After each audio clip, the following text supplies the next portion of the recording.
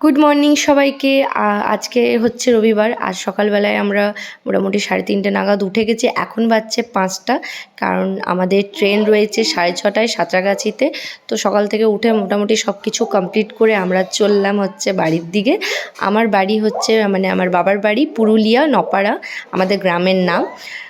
ভোরবেলার কলকাতা দেখতে খুবই ভালো লাগে, কারণ সেই সময়টা এতটাই শান্ত কলকাতা মনে হয়। এরকম না যে গাড়ি চলে না, কিন্তু তুলনামূলক অনেকটাই কম, যে কারণে এই সময়টা আমার ভীষণ ভালো লাগে। তো যাই হোক, সকাল সকাল যেহেতু এসেছিলাম, আমি তো রিহুকে ব্রাশ করাইনি, যে কারণে ও আমায় হাত দিয়ে দেখাচ্ছে যে ও তো ব্রাশ করেইনি।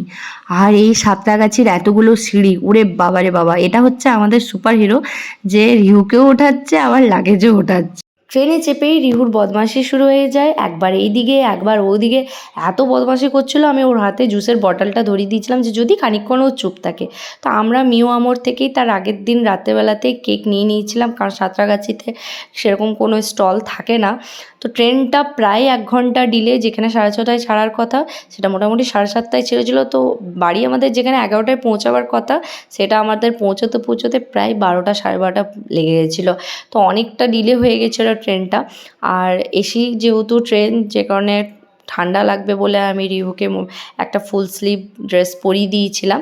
তো ও তো ভীষণ বদমাশি করছিল, ওর ক্যাপটাও বারবার খুলছিল, বাট স্টিল আমি ওকে পরিয়ে দিতে সক্ষম হয়েছিলাম, কারণ তা না হলে ওর ঠান্ডা লেগে যেত।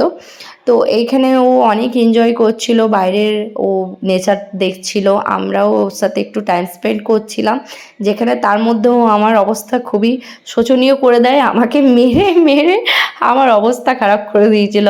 ওই যে আমার বাবা আমাদেরকে নিতে চলে এসেছিলো। তো অনেক দিন পর আদ্রা, এখানেই আমি ছোটো থেকে বড় হয়েছি, ইভেন আমি এখানেই জন্ম হয়েছি।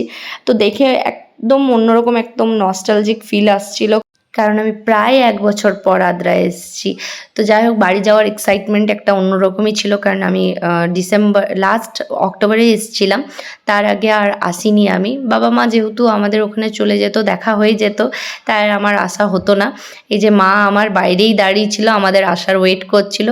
এখানে এসে তো আমার ভাইপো আমাদেরকে দেখে ও খুব খুশি, ও তো ডাইরেক্ট এসে আমাদেরকে জড়িয়ে ধরে হাগ করতে লেগে গেছিলো।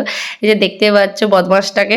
একসাথে 2 ভাইয়ের যখনই দেখা হয়েছে, দুজন মিলে এত বদমাইশি, সে পালঙ্কের ওপরে এত ঝাপাঝাপি করতে শুরু করে দিয়েছিল দুজন মিলে।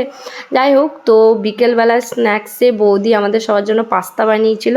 রাতেও সেম, ওদের 2 ভাইয়ের আর ঘুম নেই, দুজন মিলে শুধু বলছে খেলবে, বদমাইশি করবে। তো আজকের ব্লগটা এখানে এন্ড করছি। টাটা।